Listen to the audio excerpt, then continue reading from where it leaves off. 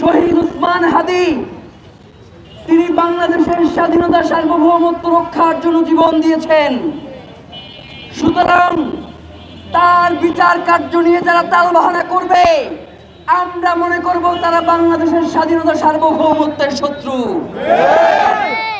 প্রায় 6 মাস অতিবাহিত হয়ে যাচ্ছে, এখন পর্যন্ত এই নির্বাচিত সরকারেরও 3 মাস পার হয়ে যাচ্ছে। এখন পর্যন্ত সরকারের পক্ষ থেকে শহীদ ওসমান হাদির বিচারের ব্যাপারে কোন ধরনের সুনির্দিষ্ট রূপরেখা প্রণয়ন করতে পারে নাই। প্রিয় ভাইয়েরা, বাংলাদেশ সরকারের প্রধানমন্ত্রী তারেক রহমান তিনি রামিসা হত্যার বিচার কার্য সম্পাদন করবার জন্য 1 মাস সময় বেঁধে দিয়েছেন, এই জন্য আমরা তাকে ধন্যবাদ জানাই। শহীদ ওসমান হাদির ব্যাপারেও আমরা তারেক রহমানের মুখ থেকে, স্বরাষ্ট্রমন্ত্রীর মুখ থেকে এই ধরনের বাণী শুনতে চাই যে আপনি ঠিক কতদিনের মধ্যে শহীদ ওসমান হাদি হত্যার বিচার করবেন। আজকে বলবেন আসামি ভারতে গ্রেফতার হয়েছে, তাকে ফিরিয়ে আনার প্রক্রিয়া চলছে। 1 মাস পরে জিজ্ঞেস করলেও বলেন সেই প্রক্রিয়া চলছে। এই প্রক্রিয়া কিয়ামত পর্যন্ত চলবে কিনা আমরা জানতে চাই।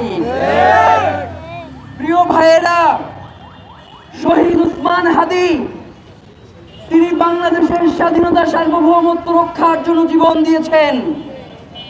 সুতরাং তার বিচার কার্য নিয়ে যারা তালবাহানা করবে, আমরা মনে করব তারা বাংলাদেশের স্বাধীনতা সার্বভৌমত্বের শত্রু। মমতা বন্দ্যোপাধ্যায় যেই বক্তব্য দিয়েছেন, বাংলাদেশের পররাষ্ট্র মন্ত্রণালয়ের উচিত ছিল সেই বক্তব্য আমলে নিয়ে এরপরে সত্য মিথ্যা কি সেটা উদ্ঘাটন করবার। কিন্তু পররাষ্ট্র মন্ত্রণালয়ের মাননীয় প্রতিমন্ত্রী তিনি বললেন যে হারা প্রার্থীর কোনো কথা আমরা আমলে নিচ্ছি না। তোমরা তো চিন্তা ক্ষমতায় আসছো বাংলাদেশে, তোমাদের কথা আমরা আমলে নিতে চাই। তোমরা কতদিনের মধ্যে শহীদ ওসমান হাদি হত্যার বিচার করবা? শহীদ ওসমান হাদি হত্যার বিচারের দাবিতে আমরা নিজেদের পক্ষ থেকে আর কোনো দফা দেব না।